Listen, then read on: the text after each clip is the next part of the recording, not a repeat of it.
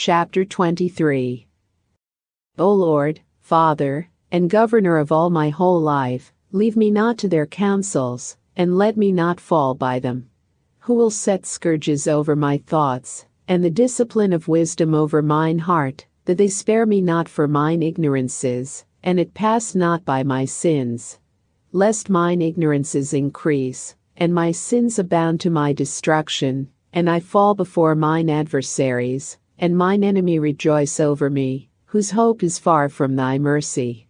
O Lord, Father, and God of my life, give me not a proud look, but turn away from thy servants always a haughty mind. Turn away from me vain hopes and concupiscence, and thou shalt hold him up that is desirous always to serve thee. Let not the greediness of the belly, nor lust of the flesh take hold of me, and give not over me thy servant into an impudent mind. Hear, O ye children, the discipline of the mouth. He that keepeth it shall never be taken in his lips. The sinner shall be left in his foolishness. Both the evil speaker and the proud shall fall thereby. Accustom not thy mouth to swearing, neither use thyself to the naming of the Holy One. For as a servant that is continually beaten shall not be without a blue mark, so he that sweareth and nameth God continually shall not be faultless. A man that useth much swearing shall be filled with iniquity, and the plague shall never depart from his house. If he shall offend, his sin shall be upon him. And if he acknowledge not his sin, he maketh a double offense. And if he swear in vain, he shall not be innocent, but his house shall be full of calamities. There is a word that is clothed about with death. God grant that it be not found in the heritage of Jacob, for all such things shall be far from the godly, and they shall not wallow in their sins. Use not thy mouth to intemperate swearing, for therein is the word of sin. Remember thy father and thy mother, when thou sittest among great men. Be not forgetful before them, and so thou by thy custom become a fool, and wish that thou hadst not been born, and curse the day of thy nativity. The man that is accustomed to opprobrious words will never be reformed all the days of his life. Two sorts of men multiply sin, and the third will bring wrath. A hot mind is as a burning fire, it will never be quenched till it be consumed. A fornicator in the body of his flesh will never cease till he hath kindled a fire. All bread is sweet to a whoremonger, he will not leave off till he die. A man that breaketh wedlock, saying thus in his heart, Who seeth me? I am compassed about with darkness, the walls cover me, and no body seeth me. What need I to fear? The Most High will not remember my sins. Such a man only feareth the eyes of men, and knoweth not that the eyes of the Lord are 10,000 times brighter than the sun, beholding all the ways of men, and considering the most secret parts. He knew all things ere ever they were created, so also after they were perfected he looked upon them all. This man shall be punished in the streets of the city, and where he suspecteth not he shall be taken. Thus shall it go also with the wife that leaveth her husband, and bringeth in an heir by another. For first, she hath disobeyed the law of the Most High, and secondly, she hath trespassed against her own husband, and thirdly, she hath played the whore in adultery, and brought children by another man. She shall be brought out into the congregation, and inquisition shall be made of her children. Her children shall not take root, and her branches shall bring forth no fruit. She shall leave her memory to be cursed, and her reproach shall not be blotted out. And they that remain shall know that there is nothing better than the fear of the Lord, and that there is nothing sweeter than to take heed unto the commandments of the Lord. It is great glory to follow the Lord, and to be received of him is long life. Chapter 24. Wisdom shall praise herself, and shall glory in the midst of her people. In the congregation of the Most High shall she open her mouth, and triumph before his power. I came out of the mouth of the Most High, and covered the earth as a cloud. I dwelt in high places, and my throne is in a cloudy pillar. I alone compassed the circuit of heaven, and walked in the bottom of the deep. In the waves of the sea, and in all the earth, and in every people and nation, I got a possession. With all these I sought rest. And in whose inheritance shall I abide?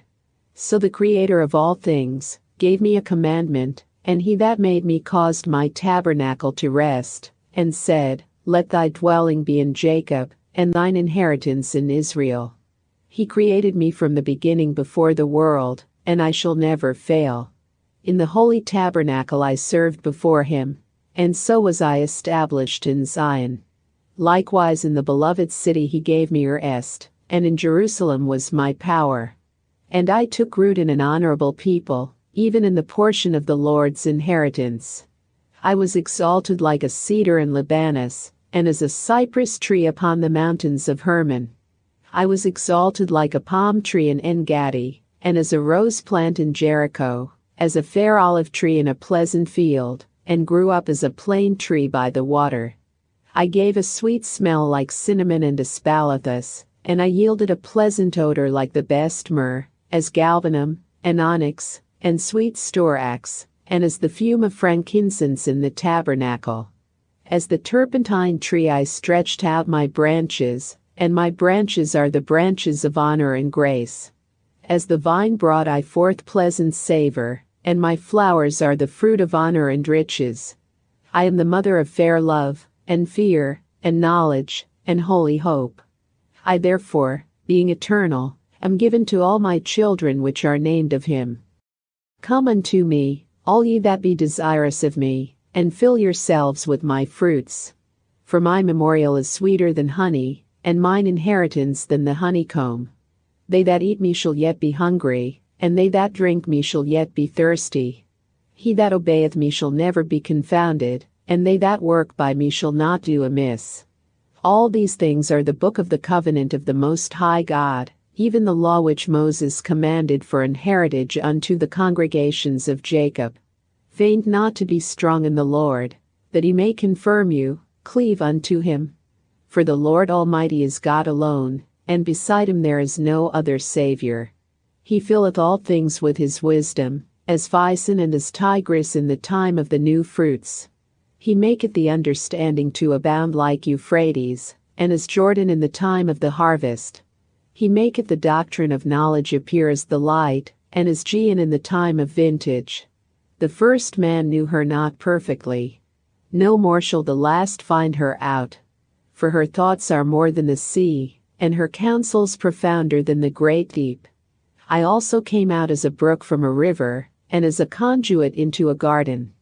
I said, I will water my best garden, and will water abundantly my garden bed. And, lo, my brook became a river, and my river became a sea. I will yet make doctrine to shine as the morning, and will send forth her light afar off. I will yet pour out doctrine as prophecy, and leave it to all ages forever. Behold that I have not labored for myself only, but for all them that seek wisdom. Chapter 25. In 3 things I was beautified, and stood up beautiful both before God and men.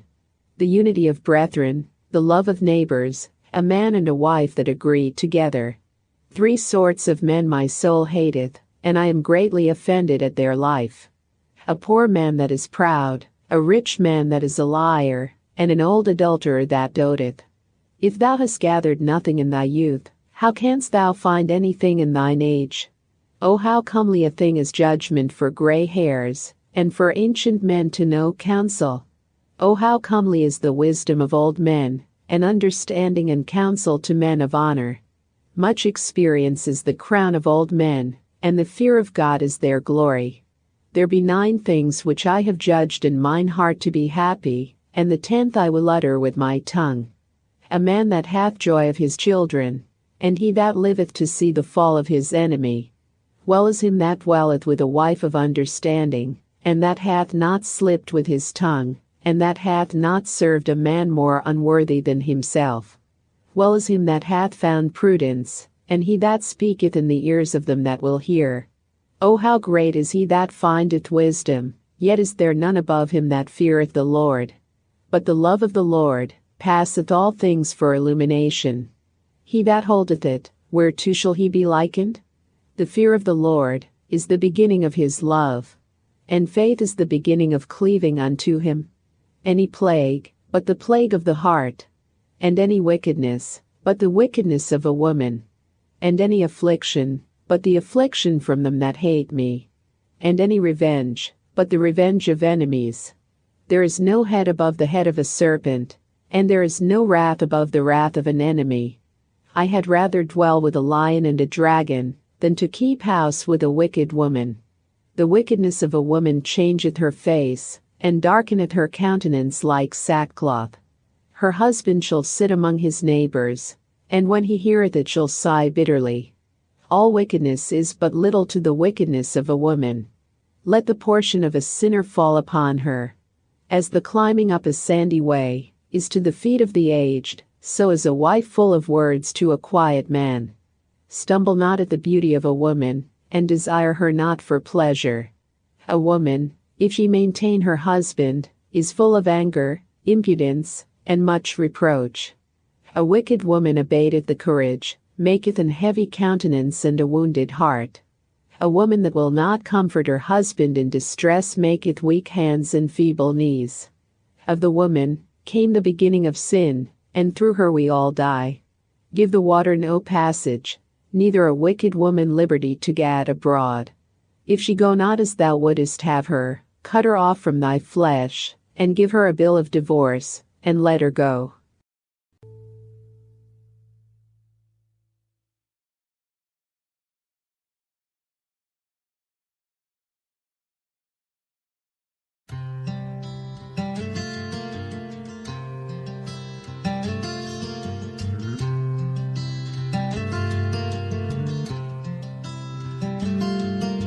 There's something in the way she moves, or looks my way or calls my name, that seems to leave this troubled world behind. If I'm feeling down and blue, or troubled by some foolish game, she always seems to make me change my mind. I feel fine anytime she's around me now. She's around me now, almost all the time. And if I'm well, you can tell that she's been with me now. She's been with me now quite a long, long time, and I feel fine.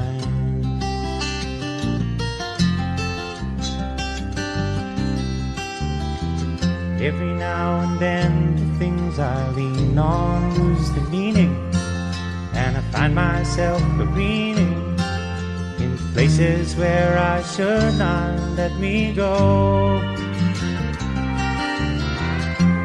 She has the power to go where no one else can find me, yes, and to silently remind me of the happiness and good times that I know.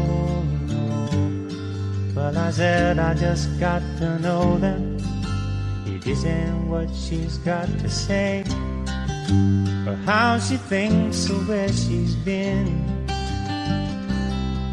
To me the words are nice, the way they sound. I like to hear them best that way. It doesn't much matter what they mean,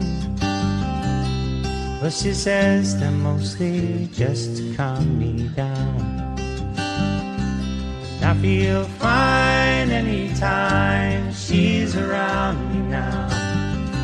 She's around me now, almost all the time.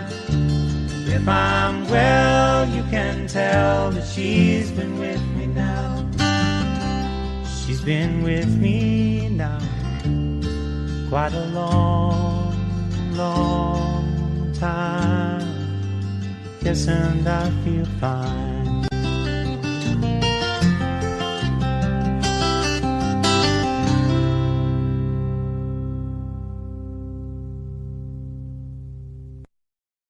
On the evening of that first day of the week, when the disciples were together, with the doors locked for fear of the Jews, Jesus came and stood among them and said, "Peace be with you." After he said this, he showed them his hands and side. The disciples were overjoyed when they saw the Lord. Again Jesus said, "Peace be with you. As the Father has sent me, I am sending you." And with that he breathed on them and said, "Receive the Holy Spirit. If you forgive anyone his sins, they are forgiven.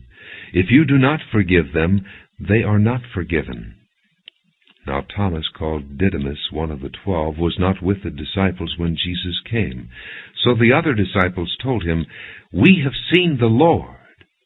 But he said to them, "Unless I see the nail marks in his hands, and put my finger where the nails were, and put my hand into his side, I will not believe it." A week later his disciples were in the house again, and Thomas was with them. Though the doors were locked, Jesus came and stood among them and said, "Peace be with you." Then he said to Thomas, "Put your finger here. See my hands. Reach out your hand and put it into my side. Stop doubting and believe." Thomas said to him, "My Lord and my God." Then Jesus told him, "Because you have seen me, you have believed. Blessed are those who have not seen and yet have believed." Jesus did many other miraculous signs in the presence of his disciples, which are not recorded in this book. But these are written that you may believe that Jesus is the Christ, the Son of God, and that by believing you may have life in his name.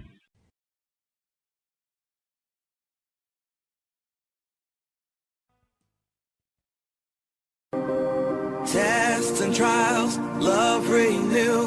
Yeah, we've made it. We've always been proven true.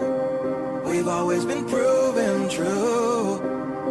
Still the world that tries to steal our hope tries to make us numb, but our love has overcome. And you, my dear, you are my prize. When I look into your eyes, love overflow, I'm never letting go.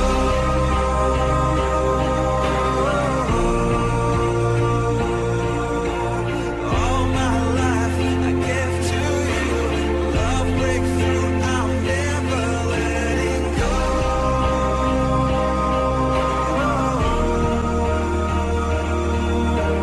Never ceasing, our love grows ever increasing. Never letting go.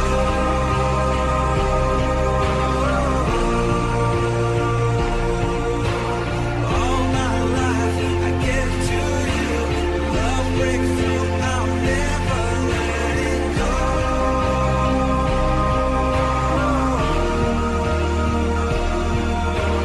Never ceasing, our love grows ever increasing. I won't let you go.